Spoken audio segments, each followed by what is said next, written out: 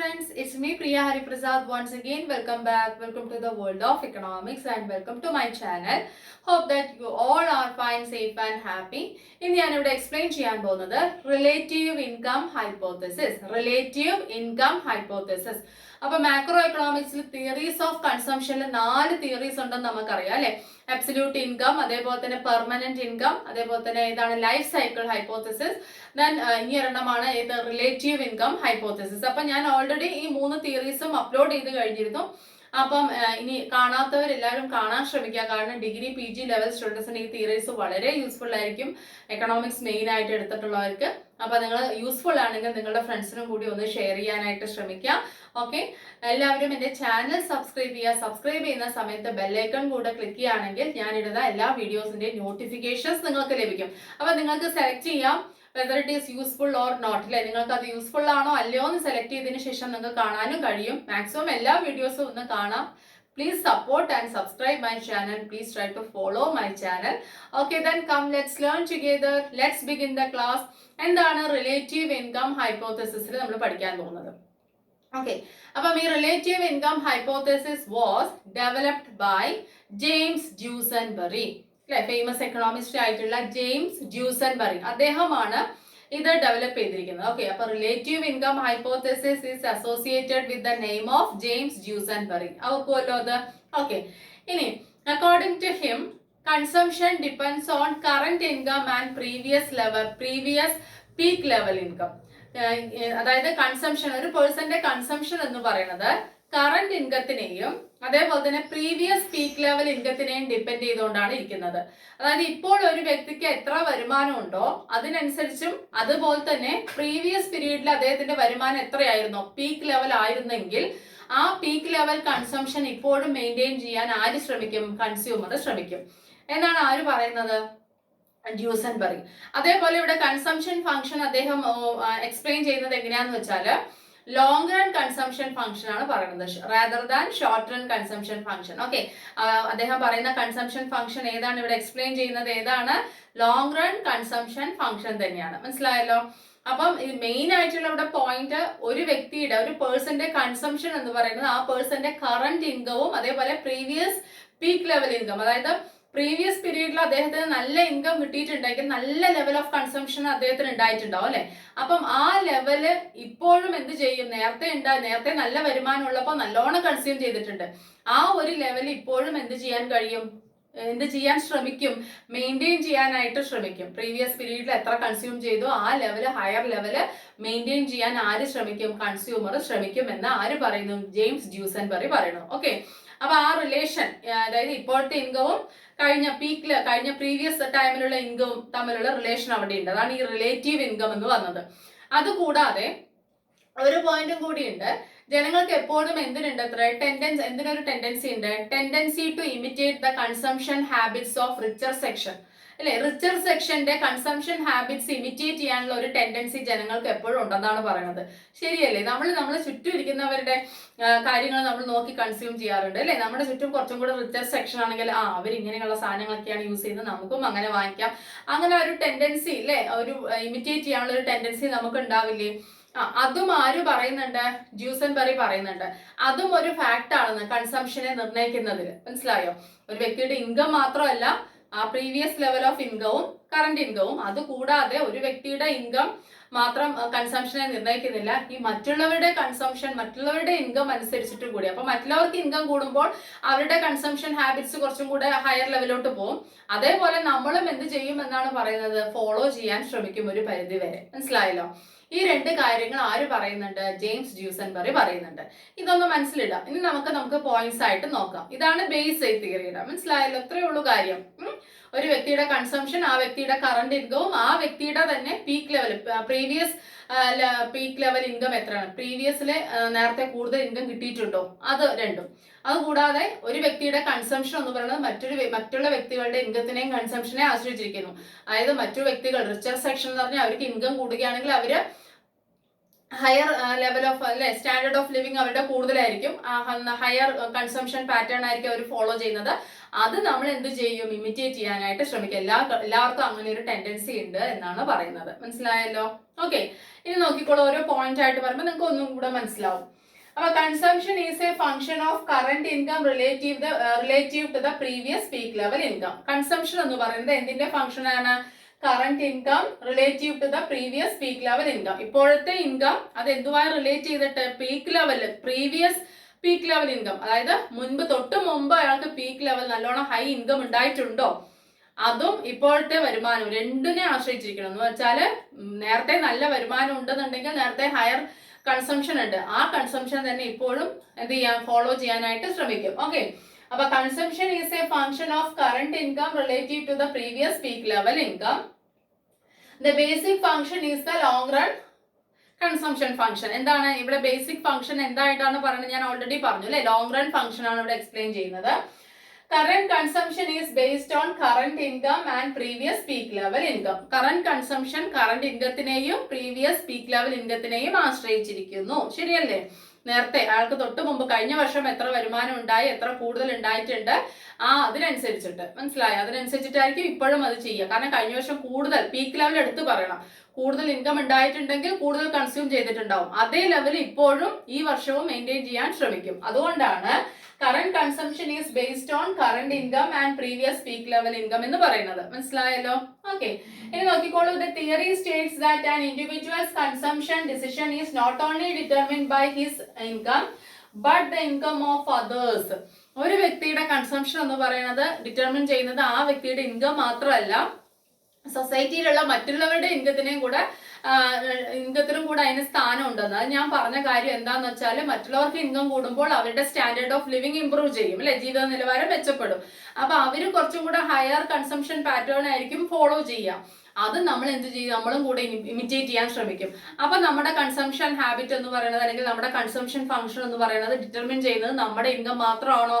അല്ല, നമുക്ക് ചുറ്റുമുള്ള മറ്റുള്ളവരുടെ ഇൻകം കൂടിയല്ലേ ഡിറ്റർമിൻ ചെയ്യുന്നത്. മനസ്സിലായല്ലോ? Okay, but the theory states that an individual's consumption decision is not only determined by his income but the income of others, but also the income of others. മറ്റുള്ളവരുടെ വരുമാനവും കൂടി ഈ ഒരു വ്യക്തിയുടെ കൺസംഷനെ നിർണ്ണയിക്കുന്നു. മനസ്സിലായി? കാരണം നമുക്ക് ഇമിറ്റേറ്റ് ചെയ്യാനുള്ള ഒരു ടെൻഡൻസി ഉള്ളത് കൊണ്ടാണ്. ശരിയല്ലേ? കൺസംഷൻ ഹാബിറ്റ്സിലൊക്കെ നമ്മൾ എപ്പോഴും നമുക്ക് അങ്ങനെ ഒരു ടെൻഡൻസി ഉണ്ട് അല്ലെ, ഇമിറ്റേറ്റ് ചെയ്യാൻ. അവരെ പോലെ സ്റ്റാൻഡേർഡ് ഓഫ് ലിവിങ് നമുക്ക് മെച്ചപ്പെടണം, അങ്ങനെ ഒരു ടെൻഡൻസി ഉണ്ട്. അതന്നെ കാര്യം. ഇനി all the individuals always try to achieve higher consumption standards. എല്ലാവർക്കും എങ്ങനെയാണ് ഹയർ കൺസംഷൻ സ്റ്റാൻഡേർഡ്സ് മെയിൻറ്റെയിൻ ചെയ്യാനാണ് എല്ലാവർക്കും ഇഷ്ടം അല്ലെ. നല്ല മെച്ചപ്പെട്ട ഒരു കൺസംഷൻ സ്റ്റാൻഡേർഡ്സ് മെയിൻറ്റെയിൻ ചെയ്യാനാണ് എല്ലാവരും ശ്രമിക്കുക, ആണല്ലോ? Okay, they will try to imitate the richer section's consumption habit. എപ്പോഴും ജനങ്ങൾക്ക് ഒരു ടെൻഡൻസി ഉണ്ട്, always a tendency to imitate the consumption habits of the richer section or others അല്ലെ. മറ്റുള്ളവരുടെ അല്ലെങ്കിൽ റിച്ചർ സെക്ഷന്റെ, എസ്പെഷ്യലി ആ റിച്ചർ സെക്ഷന്റെ കൺസംഷൻ ഹാബിറ്റ് ഇമിറ്റേറ്റ് ചെയ്യാനുള്ള ടെൻഡൻസി പൊതുജനങ്ങൾക്ക് ഉണ്ട്. ശരിയല്ലേ? ആ ടെൻഡൻസിയെ നമ്മൾ എന്താണ് പറയുന്നത്? ഡെമോൺസ്ട്രേഷൻ എഫക്റ്റ് എന്നാണ് പറയുന്നത്. എന്താണ് പറയുന്നത്? Demonstration effect. അപ്പം ഡ്യൂസൻബെറിയുടെ ഡെമോൺസ്ട്രേഷൻ എഫക്റ്റ് വളരെ ഇമ്പോർട്ടന്റ് ആണ്. റിലേറ്റീവ് ഇൻകം ഹൈപ്പോതെസിസ് പറയുമ്പോൾ ഡെമോൺസ്ട്രേഷൻ എഫക്റ്റ് പറയണം. ഓക്കെ, എന്താണ് ഡെമോൺസ്ട്രേഷൻ എഫക്റ്റ് എന്ന് പറയുന്നത്? The tendency to imitate the consumption habits of the richer section അല്ലെ. ജനങ്ങൾക്ക് എപ്പോഴും അങ്ങനെ ഒരു ടെൻഡൻസി ഉണ്ട്, അല്ലെങ്കിൽ അവരുടെ ഒപ്പം സ്റ്റാൻഡേർഡ് ഓഫ് ലിവിങ് നമ്മളും മെയിൻറ്റെയിൻ ചെയ്യണം എന്നുള്ള ആ ഒരു ടെൻഡൻസി ആണത്. ശരിയല്ലേ? ഓക്കെ, അപ്പൊ അതിന് എന്താ പറയുന്നത്? Demonstration effect. അപ്പൊ ഈ ഡെമോൺസ്ട്രേഷൻ എഫക്റ്റിന് എന്തിന് സ്ഥാനമുണ്ട്? ഒരു വ്യക്തിയുടെ കൺസംഷൻ ഇതില് സ്ഥാനമുണ്ട്. അതിനനുസരിച്ചിട്ടായിരിക്കും അല്ലെ. അപ്പൊ ഓരോരുത്തർക്കും ഉള്ള ഈ ടെൻഡൻസി അനുസരിച്ചിട്ടായിരിക്കും കൺസംഷനിൽ മാറ്റം വരിക, അല്ലാതെ ആ വ്യക്തിയുടെ ഇൻകം മാത്രമല്ല. ഓക്കെ, ഇനി അതേപോലെ വേറൊരു കാര്യമാണ് റാച്ചറ്റ് എഫക്റ്റ്. എന്താണ് റാച്ചറ്റ് എഫക്റ്റ്? നോക്കിക്കോളൂ. When income of individuals falls, their consumption expenditure does not fall much. അതായത് ഒരു പേഴ്സന്റെ ഇൻകം കുറയാണ് ഈ വർഷം. അങ്ങനെ കുറയുമ്പോൾ ഒരിക്കലും ആ വ്യക്തിയുടെ കൺസംഷൻ എന്ത് ചെയ്യണില്ല, കുറയണില്ല. എന്താ കാര്യം എന്ന് വെച്ചാല് കഴിഞ്ഞ വർഷം ആൾക്ക് നല്ല ഇൻകം ഉണ്ടായിരുന്നു, പീക്ക് ലെവലായിരുന്നു ഇൻകം. അപ്പോൾ ഫോളോ ചെയ്തിരുന്ന ആ കൺസംഷൻ ഹാബിറ്റ്സ് തന്നെ ഇപ്പോഴും ഫോളോ ചെയ്യാൻ ആര് ശ്രമിക്കും? ഈ വ്യക്തി ശ്രമിക്കും, ഇൻകം കുറഞ്ഞാലും. കാരണം എന്ത് ചെയ്യും? കൺസംഷൻ സേവിങ് കുറച്ചിട്ടെങ്കിലും കൺസംഷൻ കഴിഞ്ഞ വർഷത്തെ അതേ ലെവലിൽ, പീക്ക് ലെവലിൽ ഉണ്ടായിരുന്ന അതേ ലെവലിൽ മെയിൻറ്റെയിൻ ചെയ്യാൻ ശ്രമിക്കുമെന്ന്. അങ്ങനെ ഒരു ടെൻഡൻസി ജനങ്ങൾക്കിടയിലുണ്ട്. അതാണ് റാച്ചറ്റ് എഫക്റ്റ്. അതാണ് എന്തെന്ന് പറയുന്നത്?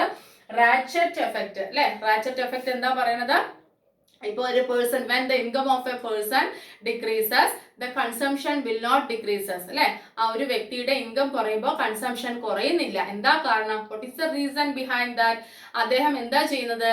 he will try to curtail saving കുറച്ചിട്ട് and he will try to maintain the previous peak level time ഉണ്ടായിരുന്നല്ലോ, ആ സമയത്തെ കൺസംഷൻ ഹാബിറ്റ്സ് തന്നെ he will try to maintain.